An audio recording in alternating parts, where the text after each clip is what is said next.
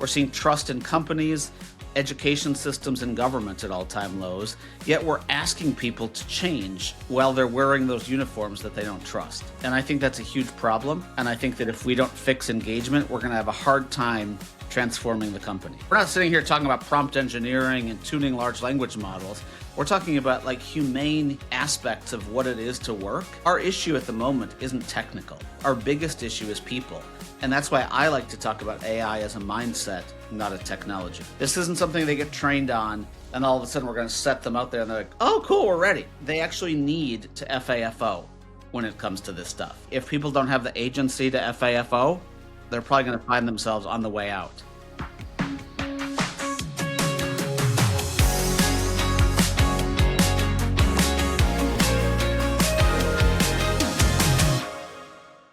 Welcome back to the Meg and Amy Show. Thank you so much for the support for our show. Please do like and subscribe and add comments. Today we have Jason Averbook, one of the world's top 25 human capital consultants, and someone we know well from our shared PeopleSoft days. Jason is now senior partner and global leader of digital HR strategy at Mercer, driving their global AI strategy. His journey tells the story of digital HR itself, from co-founding Knowledge Infusion, one of the first digital HR firms, to building LeapGen through its acquisition by Mercer in 2023. With over 25 years guiding transformation, today we're exploring how forces are creating a fundamentally different kind of transformation, one that requires new leadership approaches and goes far beyond just adopting technology. Welcome, Jason. Hi, guys. How are you? It is so nice to be with you. Finally. Yes. Yes. I just have to congratulate you on your show. It's one of my favorites. It's one of my episodic favorite shows to watch in the world. So congratulations. That is so kind. Yeah. And obviously, it's a little bit different climate where you are than where we are. We're seeing snow behind you. That is snow in Minneapolis. It's not officially winter yet, but it is definitely winter. Yeah. So, we have about a good 8-10 inches on the ground. 6, 7, no, 8, 10. And it's about 6-7 degrees. So, we're all good. All right, Jason. So much is happening, and you've got your own podcast, and I just listened to your most recent episode, and you talked about very articulately 4 forces happening in our world right now. And I thought it would be great if we set kind of the context of this show around those 4 forces and how those are, very different or similar to other big changes we've had in the past, and where you see hope and opportunity. Just really quickly, Amy and Meg, I'm so blessed to have the jobs that I do, because those forces just come from watching.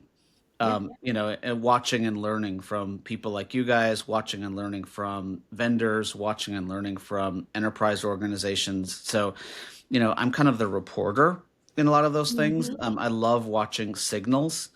Those 4 things I talked about are just a collection of signals that I'm seeing. So yeah, I love that about you, Jason, that you're out and about and you're super curious. So you're always chatting with people, learning from them, and putting together, connecting all of the dots. I don't know how else to do it, my friend. I don't know how else to do it. I think it's also a little bit of your crystallized intelligence around having the benefit of seeing different waves of innovation and waves of change. So in those conversations, you are connecting ideas and concepts, I would say, that are a little bit more clear. You're able to make them more clear for everyone else because you've seen these patterns and you can kind of articulate what's different. So I think that is your gift. All right. So how about if you share what these 4 forces are, and then we'll go from there. How about you remind me of the 4 forces? All right. So the first one is that engagement is slipping. The second is that jobs and skills are changing rapidly. The third is that we're failing the early career on-ramp. And fourth fourth is that AI is being pushed into unprepared organizations. Yeah, thank you. And the reason I like to do that is because, like, it seems like every week there's another four. Yeah. And I literally just a few minutes ago recorded my podcast that's coming out tomorrow, and I talked about two things. And are there new forces? No, they're the same, but I mean okay. that's the thing, is that they all tie together in such a unique way. But the engagement one is a really interesting one to me, you guys, and all four of those, even though they're independent, they all tie together. And when you start to think about that, engagement to me is so fascinating, because engagement means culture and engagement means trust. And we're dealing at a moment in time where change is probably, and we've all said this for a long time, even though, I think every time it just gets more, it's happening faster than it ever has, and probably than it ever maybe will. I think 2026 is going to be the biggest change that we've ever seen in HR. And because of that, this isn't something, the change that we're experiencing right now is not something that I'm going to call like COVID, where we had to just respond. We had to respond because our life depended on it, or whether we thought our life depended on it or did, we had to respond. We're in a moment in time where we should be treating this almost like a crisis, like COVID. But unfortunately, we don't have to respond. And we're watching people, based on their engagement levels in companies and their leaders, make those decisions as to, am I going to respond? Like, am I going to step up with agency? Am I really going to push this? Am I going to fight for this with my life? Like, guess what? If I don't get this, I quit.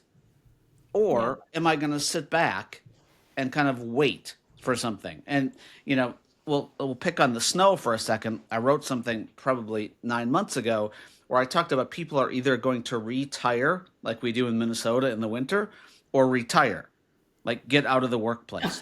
And I'm watching the same thing. I said this to a group of people last week, like, okay, you guys sound like you're closer to retiring than retiring.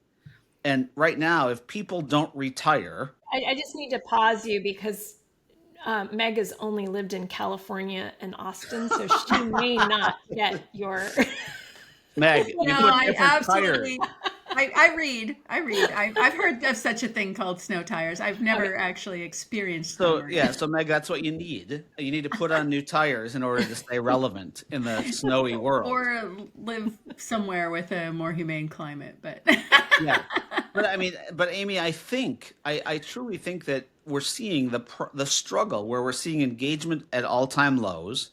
We're seeing trust in companies, education systems, and government at all-time lows, yet we're asking people to change while they're wearing those uniforms that they don't trust.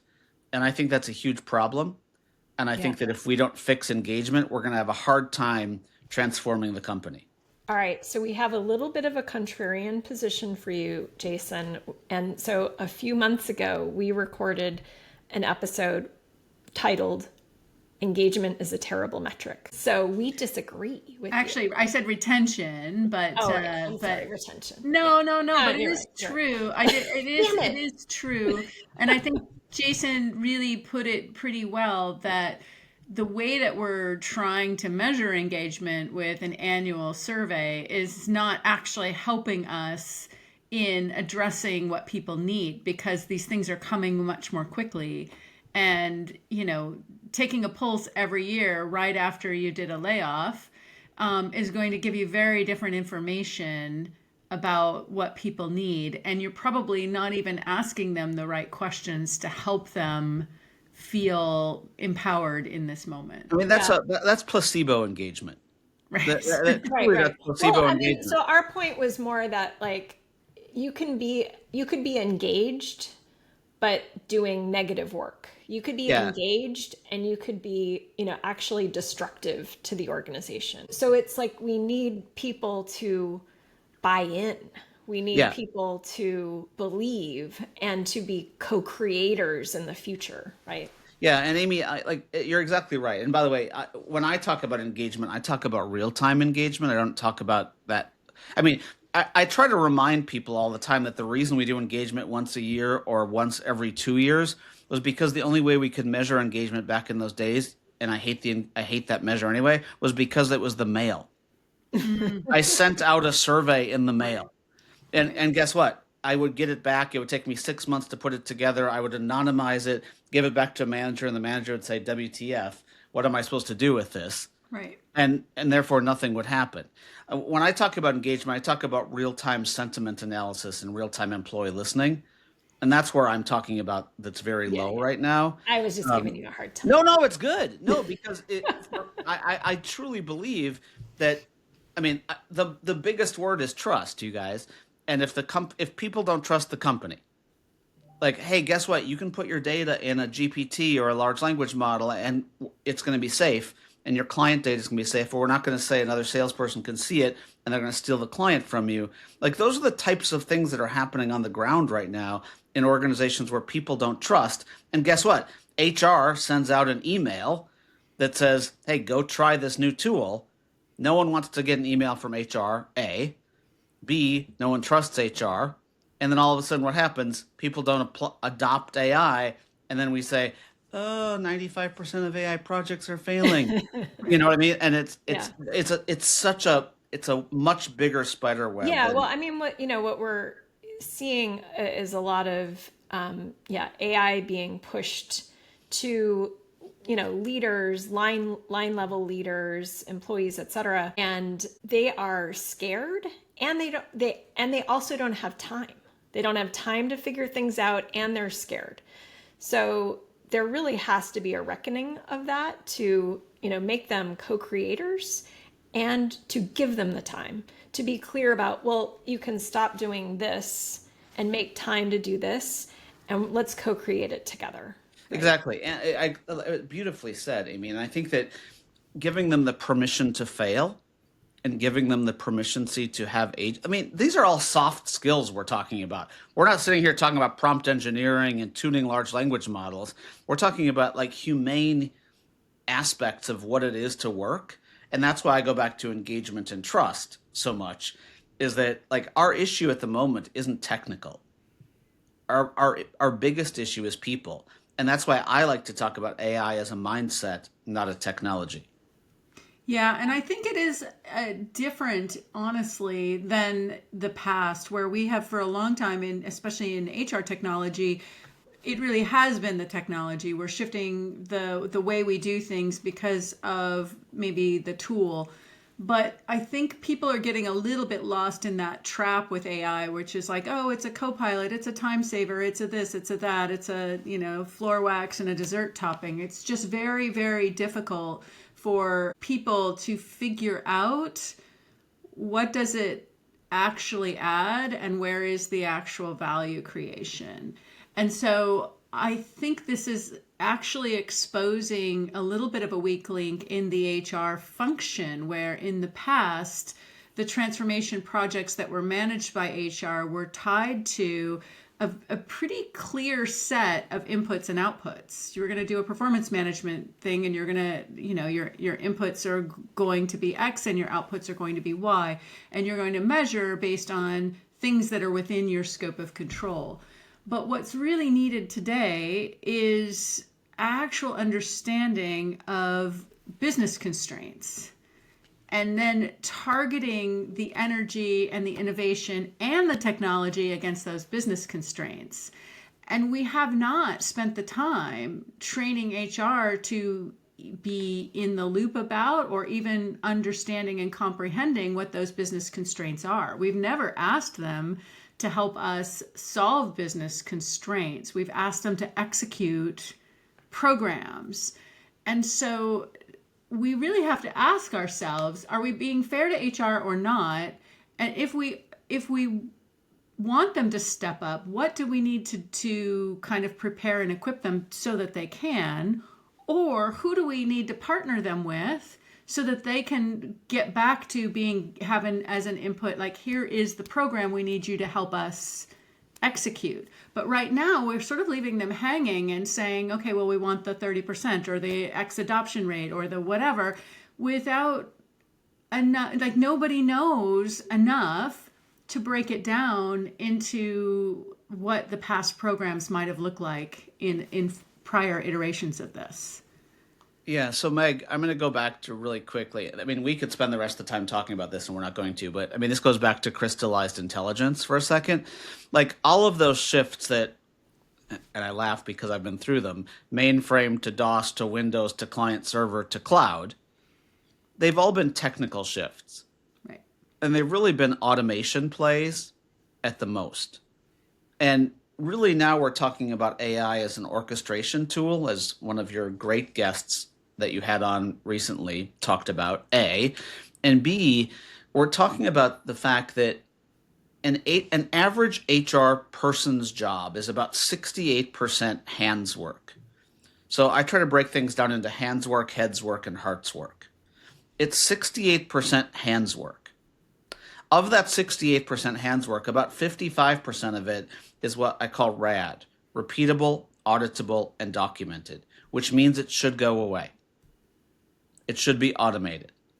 The future of HR and the function, if it exists, yes, I said that, is that humans and machines team together in those types of roles that we look at. Instead of thinking about HR looking at itself in the mirror, we're saying, how does HR look through a window and focus on business metrics, business outcomes, business metrics, and that everything we do is aligned to that.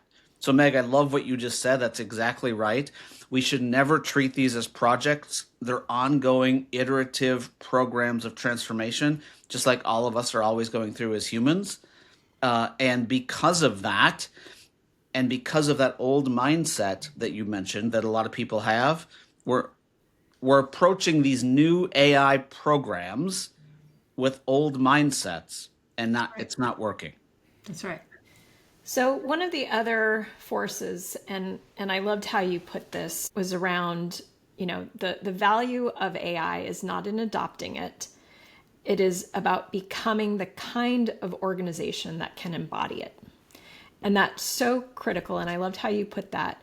And so what I'm wondering, Jason, in all of your conversations and so on, are you seeing certain organizational structures or emergence of certain roles or kinds of people that make that more of a possibility, more successful versus not? Yeah, it's a great question, Amy. And there's a couple different, I'm going to put a couple different sides to it. There's the first side, and it's an overused slang, but it's the digital immigrant versus digital native side. The digital natives, like we were just talking in the green room about our kids, when I talk to them about a performance review process or applying for a job online, and they're like, it doesn't say jobs, it says careers. Why doesn't it say jobs? Or, my son was filling out something in his new onboarding process. He's like, why are they doing this?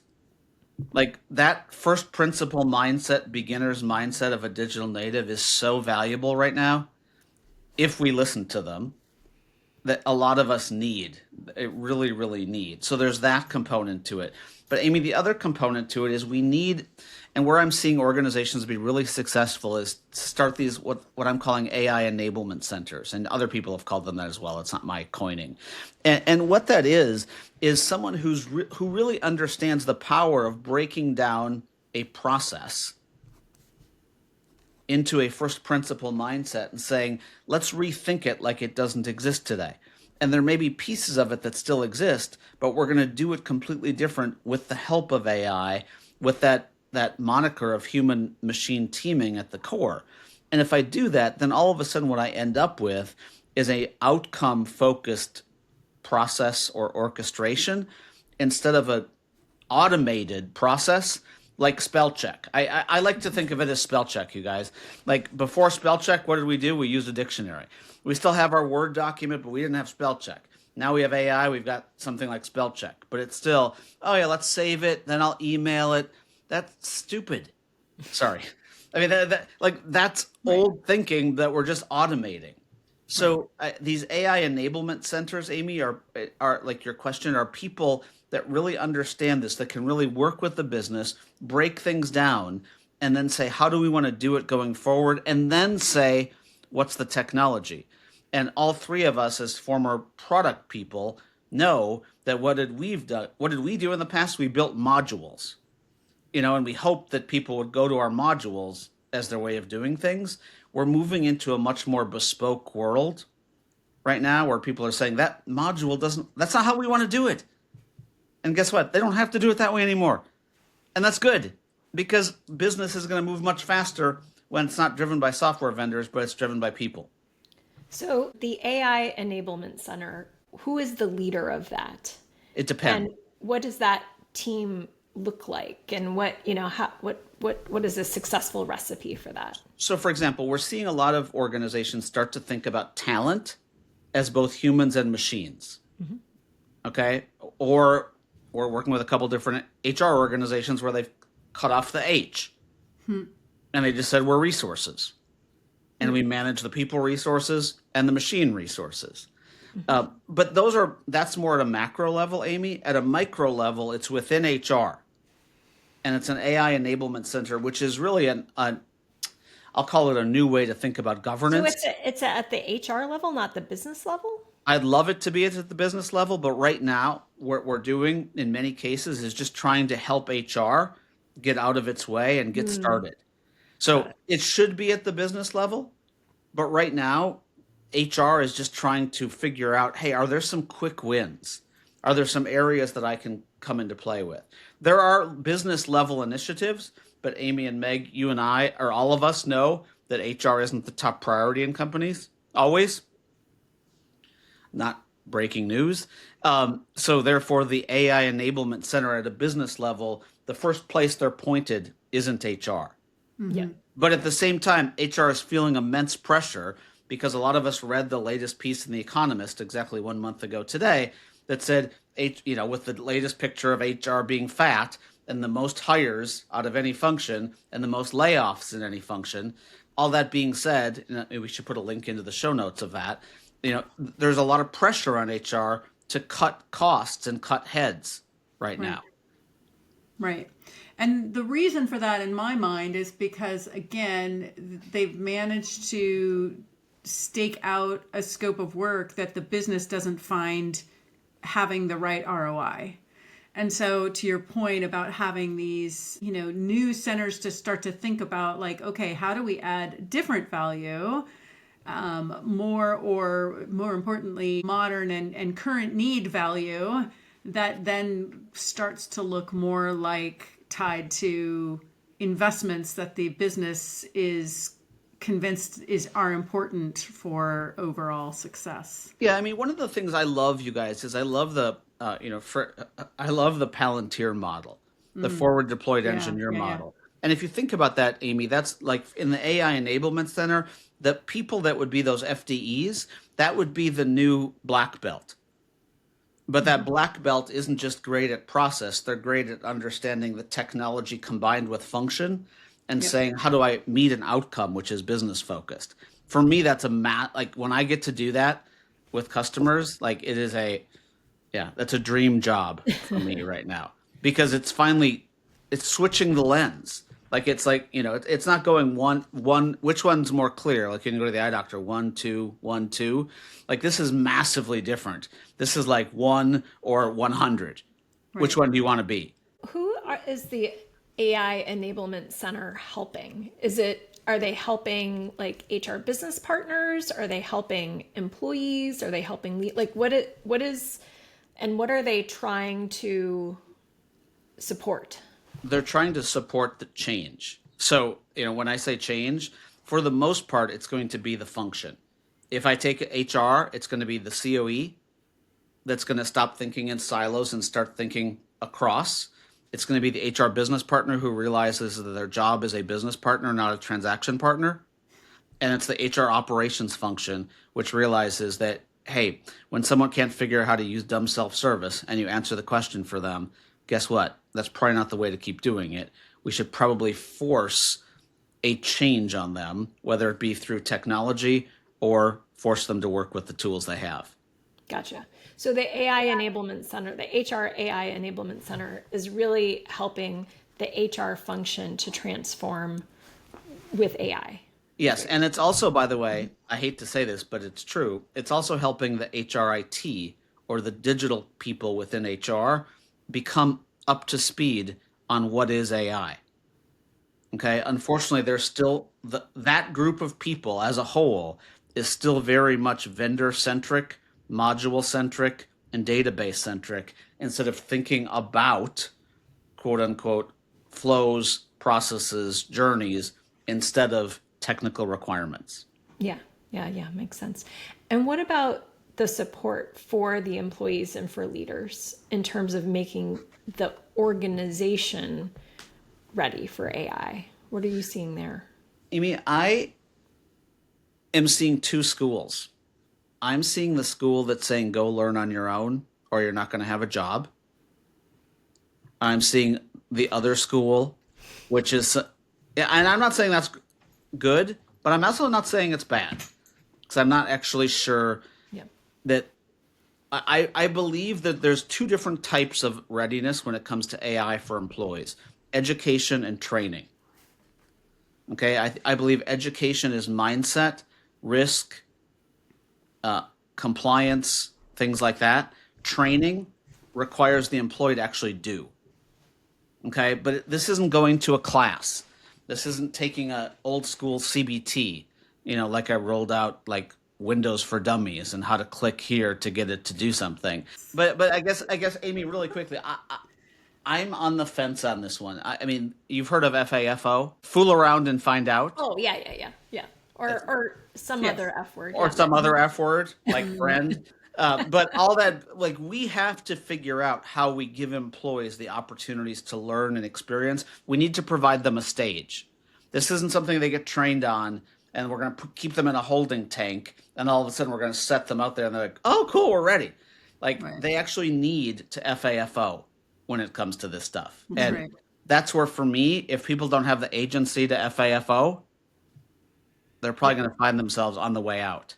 So I have a provocative one here. I feel like we need to think about how do we invest in unlearning probably more than skill development. Because letting go of how we do things today is probably our bigger barrier than building awareness of a future state. It's at the top order of making yourself do something in a different way when you have so much lived experience to say that the way you do it is the right way, the best way, the most efficient way, whatever. Like, I would take an open mind like that over someone that has a fixed mindset and Right. maybe knows a skill all day long. Because this is only picking up speed from an exponential, not incremental standpoint. So just just one time unlearning is not going to do me any good. That's true. It's going to be an ongoing cycle of innovation here that if I don't have the right people and the right mindsets, both at a leadership level and at an individual level, and I have HR focusing on helping me with that, which, by the way, goes back to our first point, which was engagement and trust. I need to actually trust them and trust them that they're going to move me and bring me along instead of like IT rolling out how to talk to a prompt.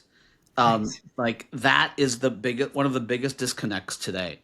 So all three of us have kids that are in the early career phase, whether they're in it or they're about to be in it. So this whole idea of the early career on-ramp being broken is near and dear to our hearts. Yeah, getting kids off the payroll is top of mind.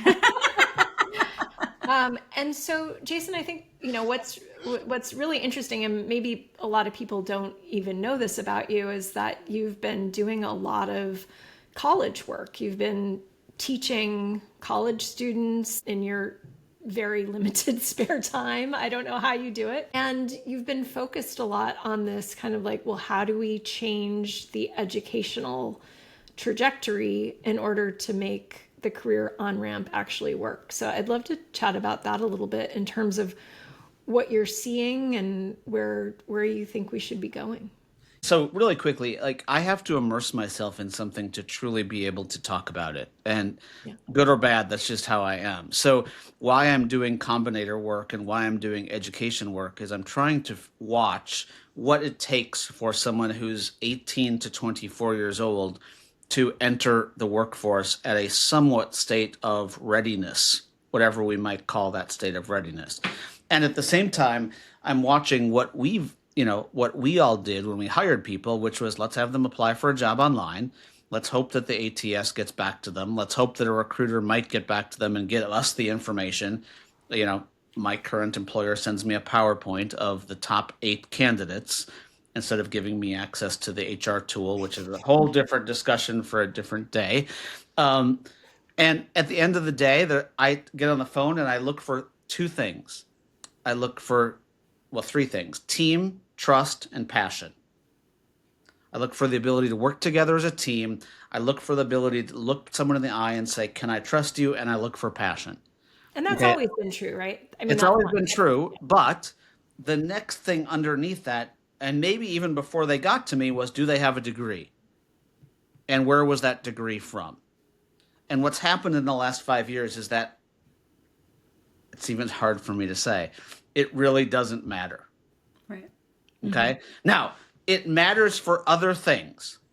Okay. So when I say it doesn't matter, I'm not, please, no one say, Jason says degrees don't matter, or college, excuse me, college doesn't matter, because that's not what I'm saying.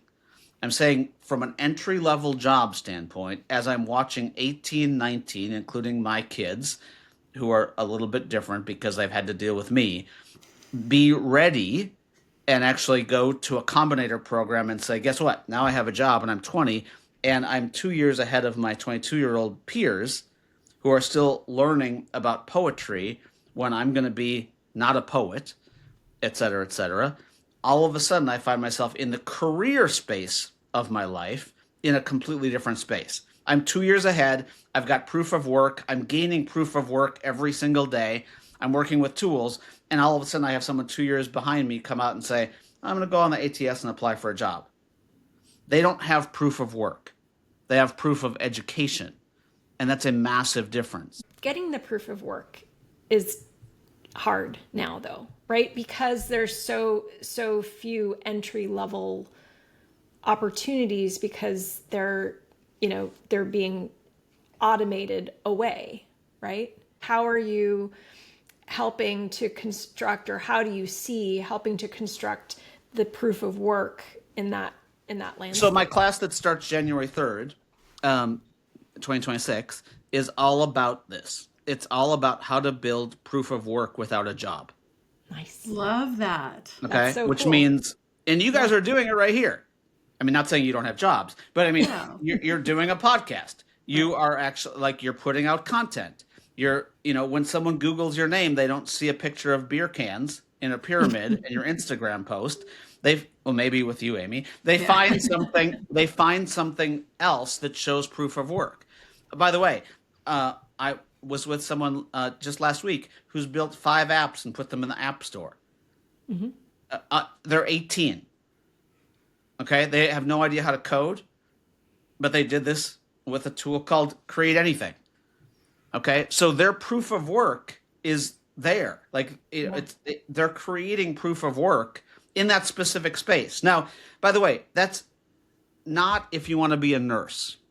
Right. This is tied to very certain jobs. Right. Okay. And there are still certain jobs that require certificates and degrees that you can't do this with.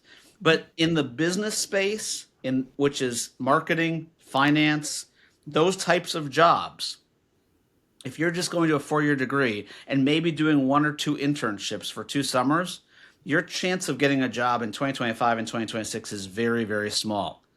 Okay. And you don't know how to network, it's very, very, very, very small. Okay. A real life example. I asked people to connect with me on LinkedIn in a college group that I was talking to a couple weeks ago. Out of the 84 people that were there, 7 did. So I was like pissed. And I actually said to them, I'm like, why do you not connect with me? They're like, we already have your phone number. Really? And I was like, okay, I am handing you a network of 50,000 people, Right. of chefs, lawyers, CEOs, doctors, et cetera, et cetera. You know how to get a hold of me. That's not why you connect with me on LinkedIn, to get a hold of me. You're connecting with me on LinkedIn to access my network. And you guys, I get really passionate about this. This is what I'm teaching. This is what I want us to teach in schools. I want them to teach this about how do you find a job, not, okay, well, you should work on your resume. Or you know what I mean? And that's school education is behind what's happening in real life right now. And it's a disservice to our children. And we're paying a lot of money for it. So to me, you guys, proof of work is really important. Networking is really important. And then the third thing that I would say is that we as a country have to figure out how to be better at apprenticeships. It's something that I'm going to work on in 2026 in a number of different ways. And that's not saying I need an 8-week something to do for my summer. And oh, by the way, I'll have them go get me coffee and that's going to be cool. They'll get to wear khakis and a polo shirt and understand what it's like to work. Like, that's not what we're talking about. We're actually like talking about doing work while you're going to school. Mm-hmm. Okay. And, and by the way, I want to go back to something I said. There is a social aspect of college that is very, very valuable. And I'm not putting that down. How to build your own network, how to make your own bed, how to do your laundry. I completely get all that stuff. I only went to school at night because I implemented payroll during the day. But all that being said, like, I think there's value in it from a social standpoint, but I think we have to rethink what we do from an entry-level job standpoint. Because as companies today, if I don't hire college grads, I'm cutting off a talent pipeline for the future of growth. Okay. And if all of a sudden I say the thing that I hired them for are jobs that are replaced now by AI, so I don't need them, I'm doing a terrible disservice. Those companies are going to end up like Blockbuster Video in about 10 years. Mm-hmm. I was thinking the other day, it feels to me we've completely misunderstood what we need early talent for right now. I think we need them in the present to help us reimagine what work should look like, because they are coming in with a very different lived experience than we have. I do think we could benefit a lot from more challenge partners who will ask us why, and who will ask us these evocative questions of like, hey, I have your phone number. I know how to get a hold of you. Why would I connect with you over there? I think that is where creativity and innovation truly come from. And so when I think about diversity, I think we need diversity literally of age, and not to say, oh, we need only young people because young people are smarter. We need to get together those of us that have been around for a long time with early talent, and we need to do that very intentionally. And Amy and Meg, I'm going to say something. You and I, the three of us, were lucky enough to share office space together at 4460 Hacienda. That's right. And, we were probably the young digital natives of that day. And we were blessed to work with very, very good leaders who let us raise our hands and let us have agency and let us challenge the status quo. And there were days we felt like assholes. And there were days we felt like idiots because we were challenging a bunch of people that were around forever. But that is the same thing, Meg. Like, we as leaders have to let those people in, and we have to realize that we need them. So it's a leadership discussion as much as it is a building the first rung of like HR's job. HR's job should be to restructure that first rung, but it's a leader's job also to say, guys, I'm not going to have them get my coffee. I'm not going to have them do XYZ. I want you to come in and challenge me to make us better, to make us different, and to bring that bring that different perspective. And that's where I think there's a huge opportunity for kids our kids' age if they'll do that. But they have to have guts, because guess what? They don't have the wisdom. That's right. That's right. And they're going to be wrong about a lot of things, but they're also going to spark new ideas much more effectively than those of us that are just trying to retrench things that we think we know. I mean, the best tip I give you guys is don't go through the interview process. Find out who you're supposed to be interviewing with, send them an email with a video that talks about why you want to work there before you ever interview. You're going to skip right to the front of the line because you broke a process. That's awesome. That's what people want today. They want to see that agency. One of the things I think that is so important with what we're talking about with those people challenging us as HR leaders is we've been doing stuff in HR for a long time. We still do once a year performance reviews. Why? Because of unions, even though I don't have unions anymore. We still do once every year engagement surveys. Why? Because of the mail, even though I don't focus on the mail anymore. In a world of inference and in a world of intent, I don't even need that stuff. So I guess along those same lines, Meg, as you're talking about someone coming in new to challenge, not just challenging us as to how do we get our job done in HR, but why do we do the things we do in HR? These people that don't know any different, Meg, are going to be that unlock for us. And if we combine them with the technology we have today, I think that gets us to a place that we've probably not explored in the last 30, 40 years. So what I love about this is it's bringing together the intersection of all the things we've always cared about. Diversity, but expanding the definition of diversity to context and different experience levels in different lived experiences. And so I've always believed that this moment is a moment of innovation. It is a moment of change, but change driven by thinking differently and doing differently. And I think for us to be able to see that, we need to bring together people who don't have the baggage with people who deeply understand the business and the needs of the business. And this is a great moment for both the intersection of early talent and experienced talent.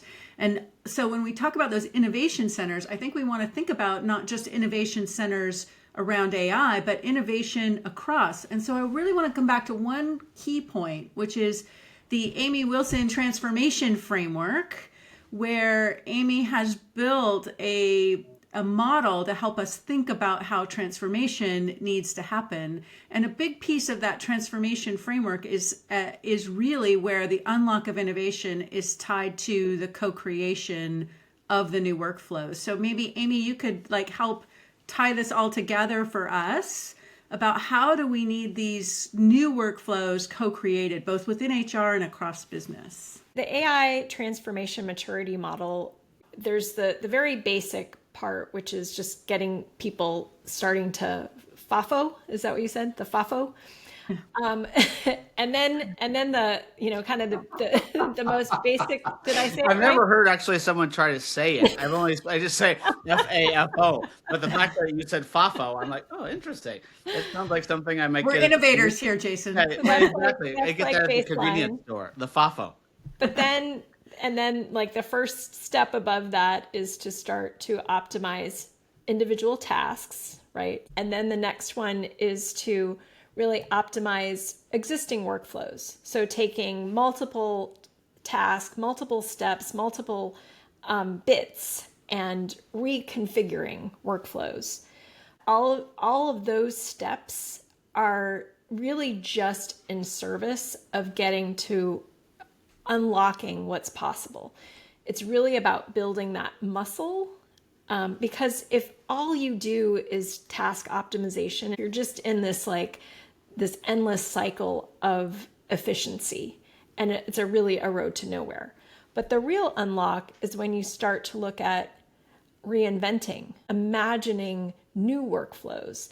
And the only way that you can do that is if you bring people together to co-create it. And to Meg's point, that is people that know the domain deeply, and it is people that think out of the box and really don't know so much about the domain. And so being able to bring that kind of diversity together to innovate for the future.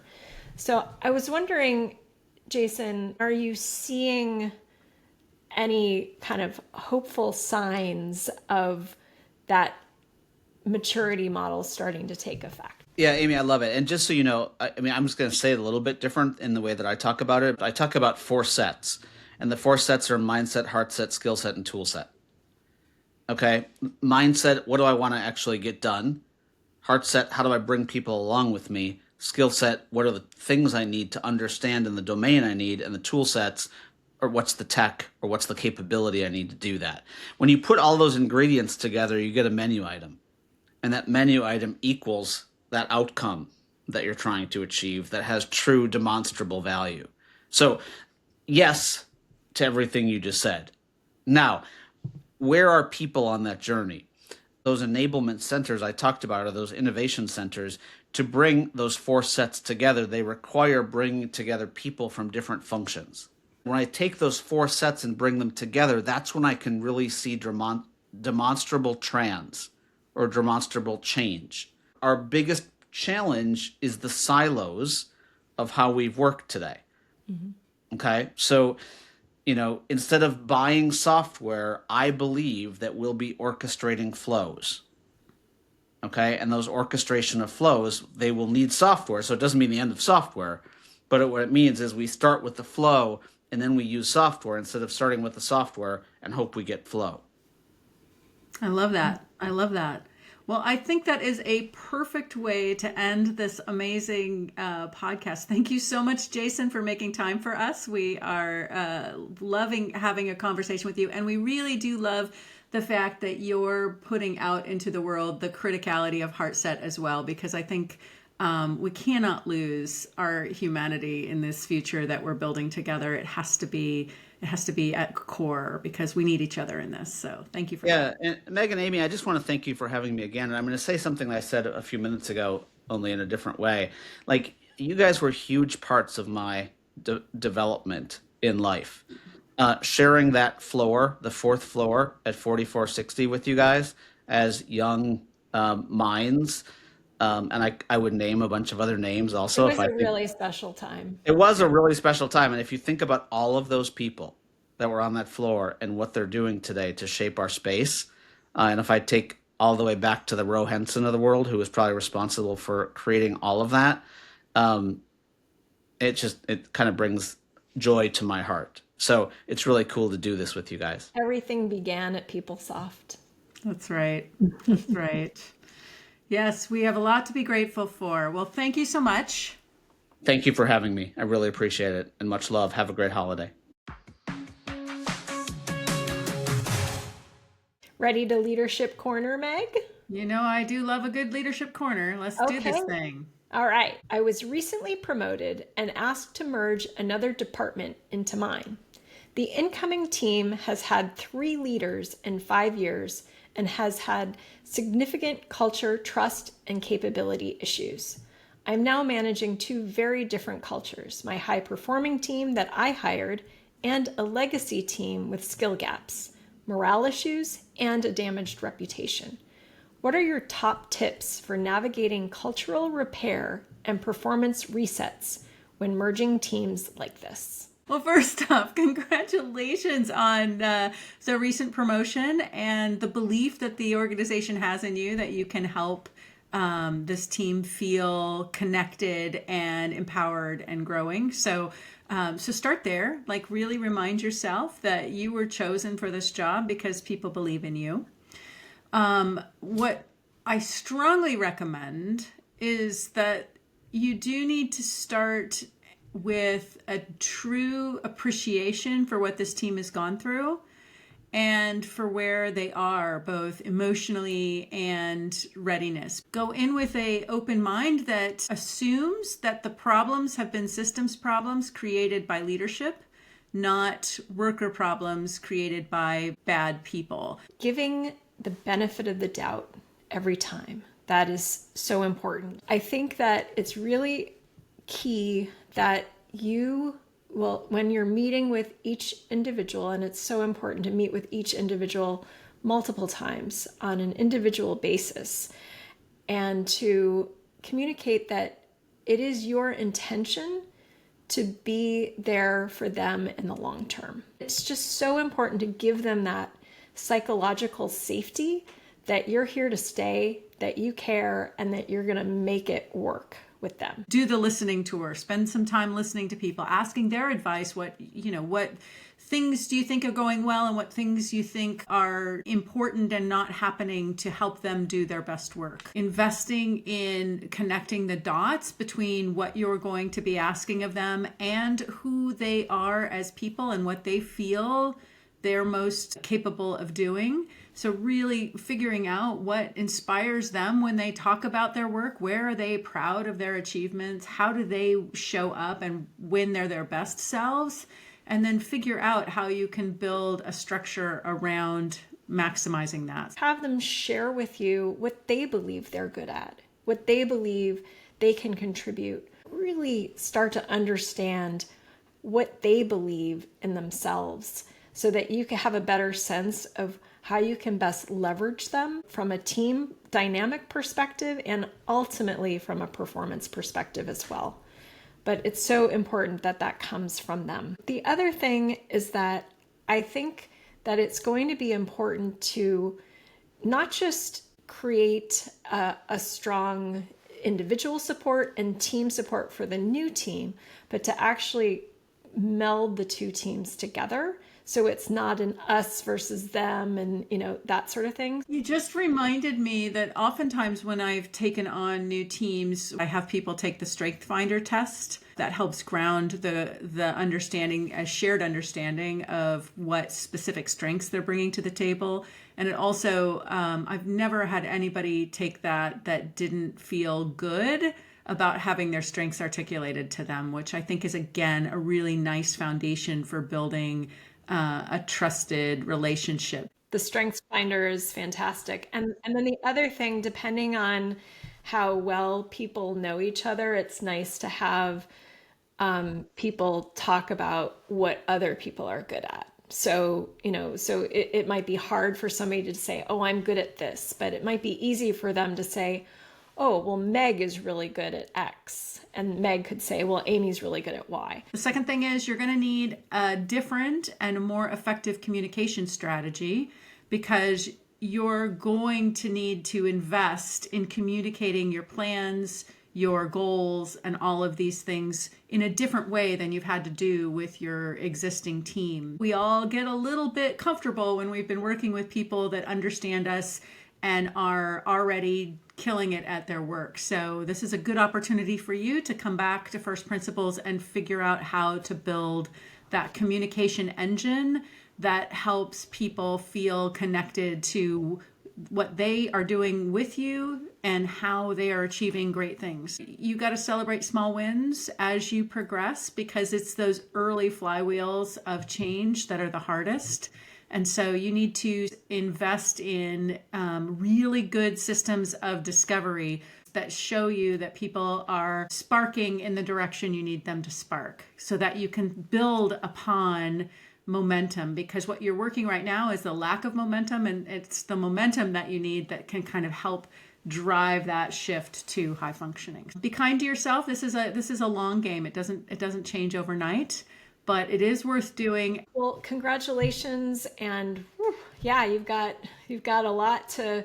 But this is the best of leadership. This is fun stuff. And you get to make a difference in people's lives. You get to make a difference. Yeah. Yeah, it's gonna be massively beneficial for them, and frankly for you because you get a lot out of it, as Amy was saying. So yeah, congratulations. All right, Amy, loved this episode. Excited about finally finishing our roster of guests for this season. So thank you so much for going on this journey. Let's invent the future together, everyone. I believe in us. Make every day count.